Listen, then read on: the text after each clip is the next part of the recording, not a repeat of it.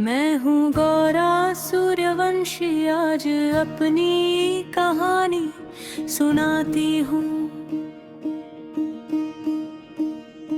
जिस दिन मोदी भवन में आई, उस बर्बादी की दास्तां बताती हूँ।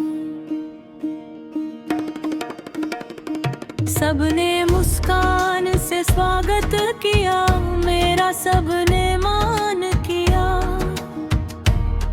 बाहरी रूप को देखा, बस मुझ पे झट से विश्वास किया।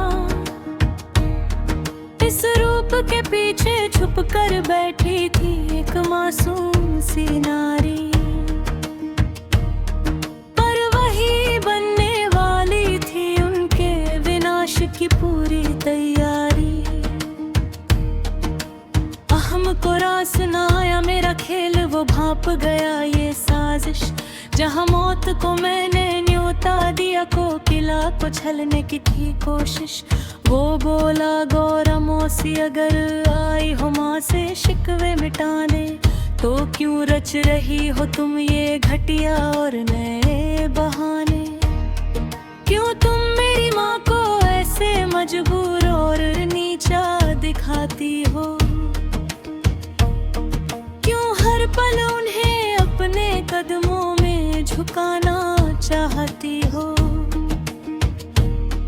पर मैंने पल में उसे टोक दिया, उसकी आवाज को दबा दिया। जब गौरा से बात करो तो जुबान पे लगाम रखो, ये समझा दिया। आज तक किसी ने भी मेरे आगे यूं सर उठाने की हिम्मत ना की। जब सामने खड़ी हो गौरा, तो आंखें झुका कर बात करो, बस यही सीख दी। आज तक इस गौरा के आगे कोई भी ना ऐसे अड़ा है। सब याद रखो ये बात, और तू भी सुन जो मेरे सामने खड़ा है। कोकिला ने फिर अपने परिवार से मेरा परिचय कराया। ओ बोल भोला है कौन, नाजुक दिल का सब मुझे बताया। पर मैंने उसके ही शब्दों से अपना नया पासा फेंका। शतरंज की इस बिसात पे किसको कहाँ रखना है ये देखा। वो उनके स्वभाव बताती रही, पर मैं उनकी कमजोरी भांप रही थी। कौन गिरेगा कौन खड़ा रहेगा, मैं सब कुछ पहले से नाप रही थी।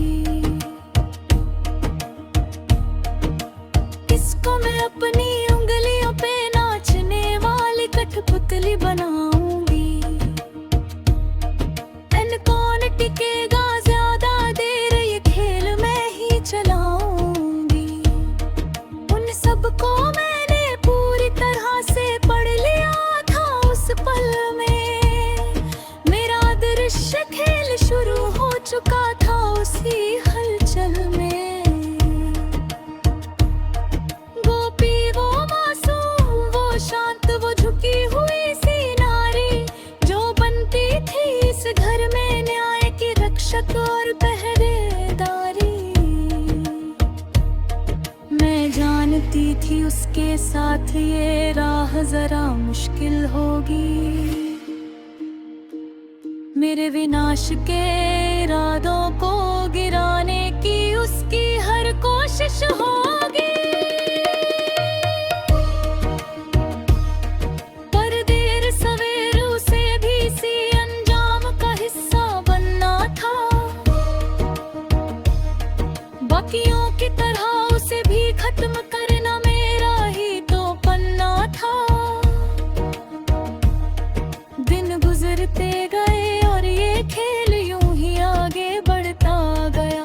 गौरा के हाथों पूरे परिवार का विनाश की ओर कदम बढ़ता गया।